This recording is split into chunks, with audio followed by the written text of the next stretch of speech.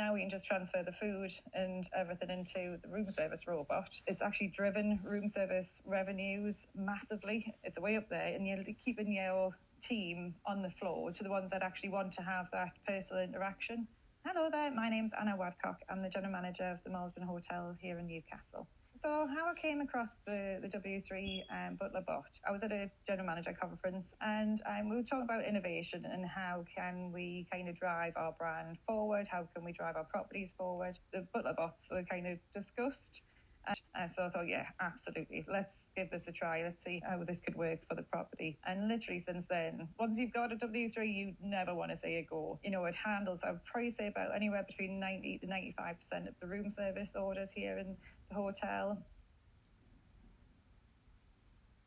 We always find that everybody wants to come down for 7:30. You get into your bedroom as well, you want to order room service. What time do you want that for? Exactly the same, 7:30. That's your kind of your peak time. So if you've got somebody that you're having to take away from the floor to go run a room service up, what you're then doing is you're taking that person off the main floor. You know, whereas now we can just transfer the food and everything into the room service robot. It's way up there, and you're keeping your team on the floor, delivering fantastic customer service to the ones that actually want to have that personal interaction.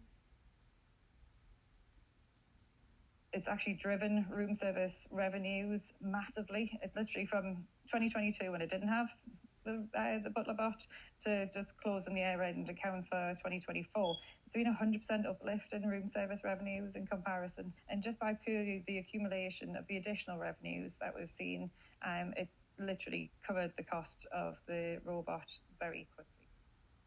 You know, we don't kind of wash clothes by hand anymore. We all have washing machines. The use of robotics in this kind of format is exactly just that next step of evolution of both service and efficiency as well.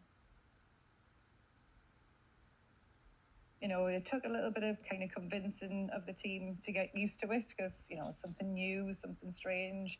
But once they started embracing the technology, they realised how handy it is to have it there. But it's a very, very simple unit to actually operate. It's very user-friendly.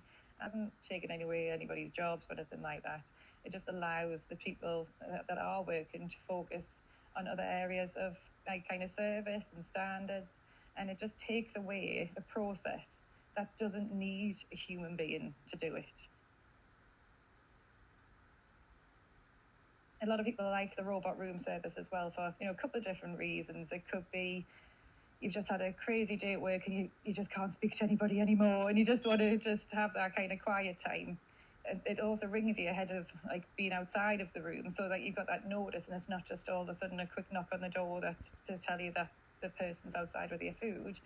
We've also seen kind of fantastic interactions with guests. So anything from delivering a basketball up to a bedroom where the head coach of Newcastle Eagles was staying, to the tour groups that we had in over the summer, like an older age bracket who you would potentially think that kind of not want to see kind of that level of automation in the business, but they're absolutely awestruck with it. They're just like, oh my God, that's a robot taking the food. And, you know, and young kids, I have to stay here in the hotel every month or two, just so my son can have robot room service.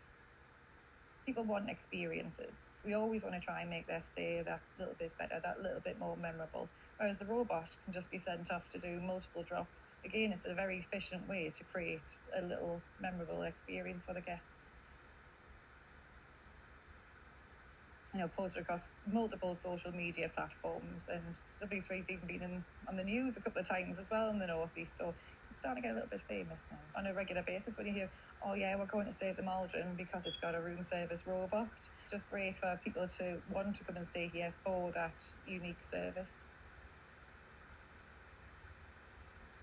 Yes, I am a large 4-star city centre hotel. It does have a large volume of guests, so how can we create little personal interactions to a larger volume of people? Whereas the robot can just be sent off to do multiple drops. Again, it's a very efficient way to create a little memorable experience for the guests. So if we know that somebody's coming to stay it might be a birthday, an anniversary, or anything like that, then we'll literally send up a little gift in the robot.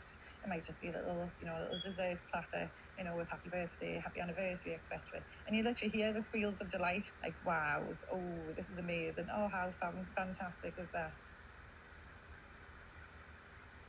So yes, it has been novel and fantastic to be the first in the UK, but that doesn't mean I want to keep it as like a dark secret and nobody else to have.